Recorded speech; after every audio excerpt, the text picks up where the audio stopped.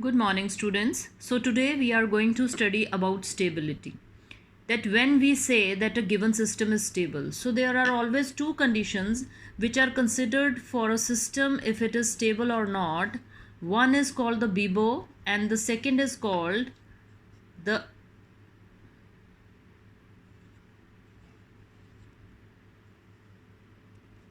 so basically what is this Bibo? This is bounded input.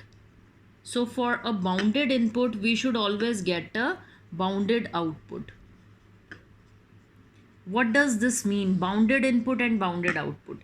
It means that if we are giving some input within some bounds, that it is lying between 0 to 1 or 0 to 10 or 0 to 100, then our output should always come out to be within some bounds, let's say between 0 to 500 or 0 to 1000. But if our output is increasing indefinitely, it is increasing in magnitude, then the given system is said to be unstable. Then we say that we are getting unbounded output for a bounded input. We are giving it a 1 amperes value. Let's say some ammeter is there, we are giving it 1 amperes value, but it is giving us out of the scale value, out of the range value. So we will say that this particular system is unstable. Now what does this mean? This means that if the input given to any system is 0, then the output should be 0. That means if I am giving nothing to this ammeter, there should be no indication on this ammeter. Only then the given system is stable. So these two are the conditions that you all should keep in your minds, because this always come in your objective type questions, that how you can tell that a given system is stable or not. Then you will always say about these two conditions. So now we come on to the types of stability. There are two types of stability. One is called the absolute stability and the second one is called the relative stability. Basically, when we talk about absolute stability, we always talk in two terms. It is stable or not, yes or no, right? But when we talk about relative stability, what we do is we first get the answer that the given system is stable or not.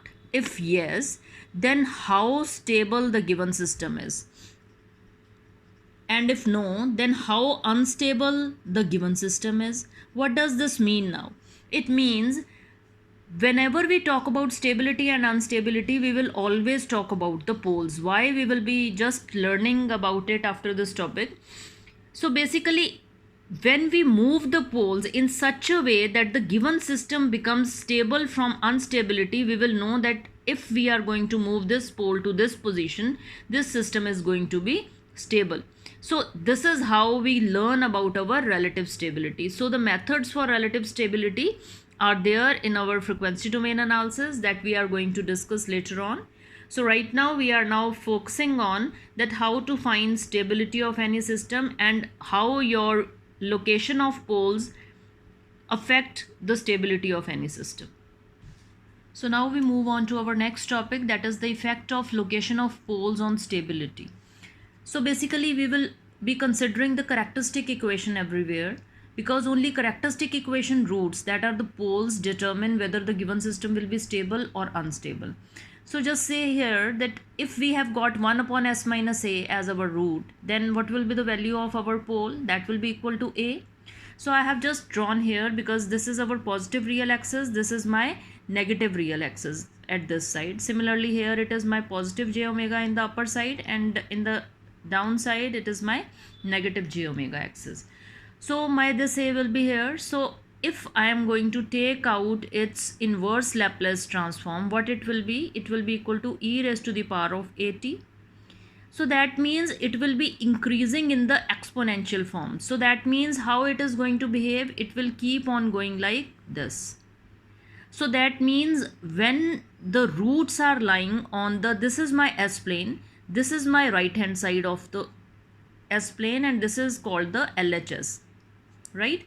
So whenever the poles lie on the RHS side, the output will always be increasing with time. So that means a given system will become unstable with respect to time, right?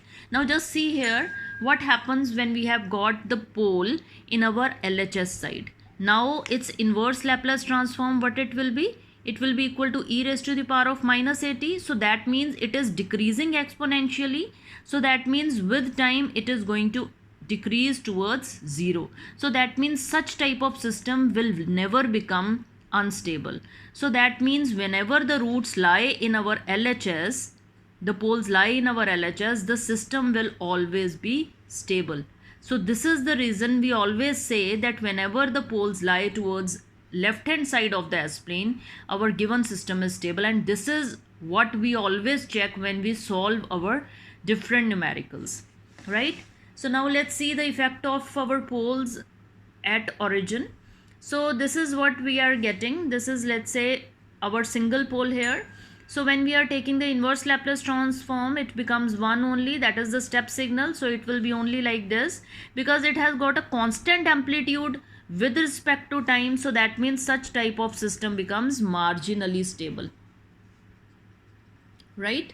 So similarly, let's say that we have got 1 upon s square as the two poles at the same origin. So now what it will be?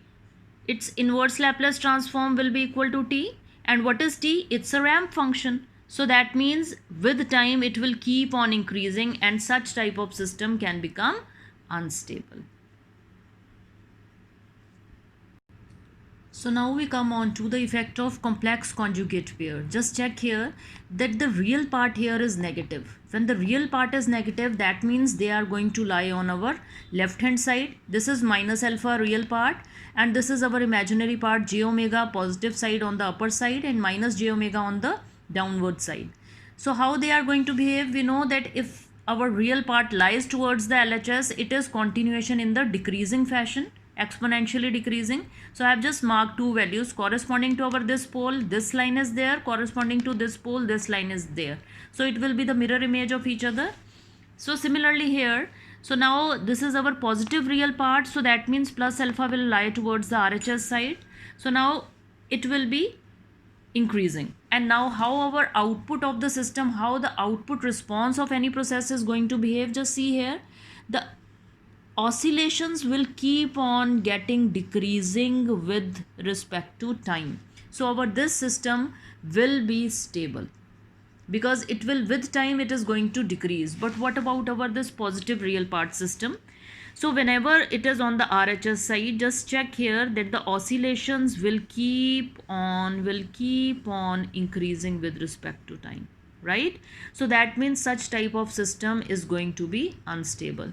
So this is how the location of poles affect the output of any process, and we can directly, on getting the values of our poles from the characteristic equation, we can directly tell that our given system is stable or it will not be, right? So now we are going to learn a method called the Raoult-Hurwitz criteria to find out that our given system is stable or not. So now we come on to our next method, that is called our Raoult-Hurwitz criteria.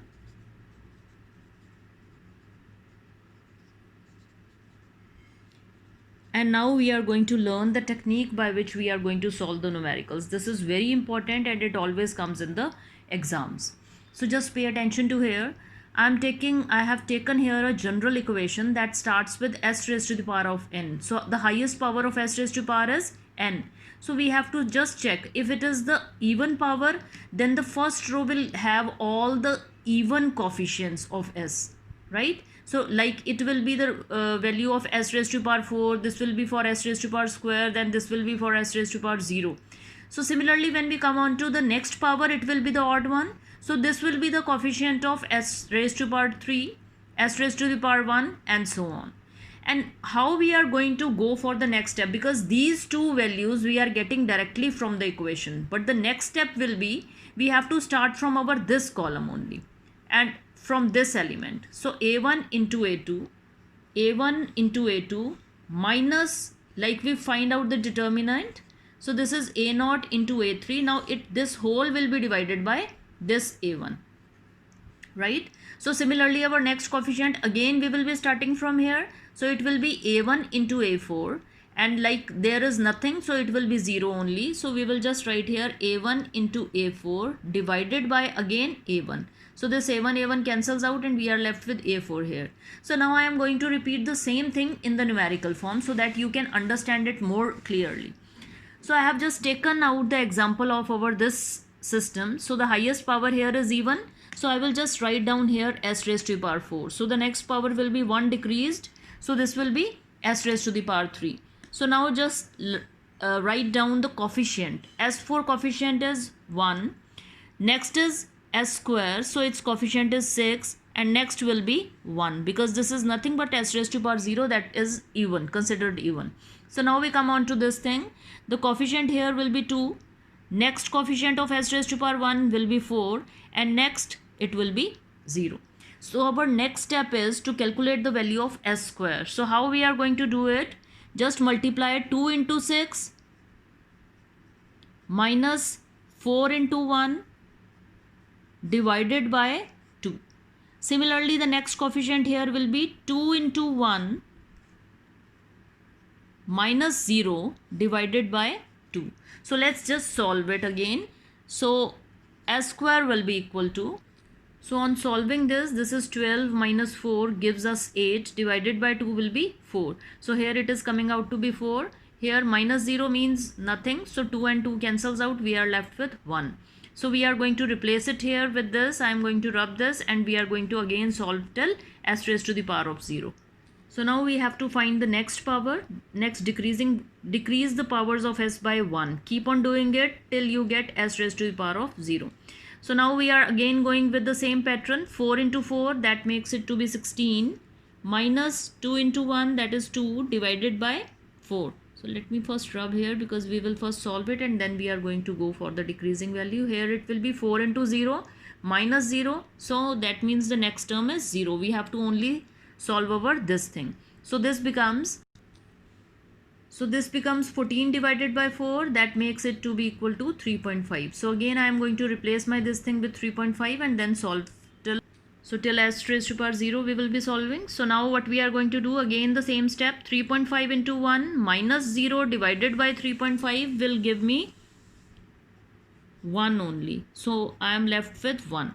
So the main thing that we have to now check here is, I am going to replace here with 1. The main thing that we need to check is our first column of Routh-Hurwitz criteria. If all elements are positive, we say that the given system is stable. If one negative element will come, the system will be unstable, right? So if there is any sign change in our this first column, then we say that the given system is unstable. And the number of roots that make it unstable are known by calculating the number of sign changes. Let's see how. So now we come on to our this numerical. This will clear our doubt of how we calculate the number of roots that make the given systems unstable. So highest power is s raised to power 4. We have written it here. So the coefficients I am going to write as of the even values of s raised to power even powers. So this is 2. Then it will be 1. And the last it will be 2. So now I am going to write the odd coefficients. So it will be 2 again here, then it will be 3 and then it will be 0. So now my s square will be equal to this 2 into 1 minus 3 into 2 will be 6 divided by 2, and the next will be 2 into 2 is 4 minus 0 divided by 2. So my this value becomes equals to 2, but what about this? This becomes equals to minus 4 by 2. So that means it is giving me a minus value of minus 2. So let's first replace my this thing and carry on our Routh's criteria. So this becomes minus 2 and this becomes 2. Let me rub this thing out. So now we go on to our next step, that is s raised to power 1. So again I am going to multiply here. So this becomes 3 into 2, that is minus 6 here. Then minus 2 2s are 4 divided by minus 2. So then this will be minus, this will be 0. So now I am going to solve this. 6 plus 4 is 10. So this is minus 10 divided by minus 2. Minus minus cancels out and we are left with 5 here. So I am just writing a 5, positive 5 here, and the last term is my s raised to power 0. 5 into 2 is 10. minus 0 divided by 5 will give me 2. So here I have got 2. So now just check out your this whole column. Can you find any negative sign? Yes, I have got one negative sign. So that means my given system is unstable. But if in the question you people are asked that how many roots lie towards RHS that makes the system unstable, then you have to check out for the sign changes. What you have to check is sign changes. And how you calculate it? You just mark out here a positive sign, you mark out here a positive sign. Just check now. Positive to negative, one sign change. Then again negative to positive, two sign change. So that means number of sign changes are 2. So that means your answer will be 2 roots lie towards RHS, and that is it. Right? So after this we are going to learn about 2 special cases of Raoult's criteria with examples in our next class. That's all for now. Thank you so much.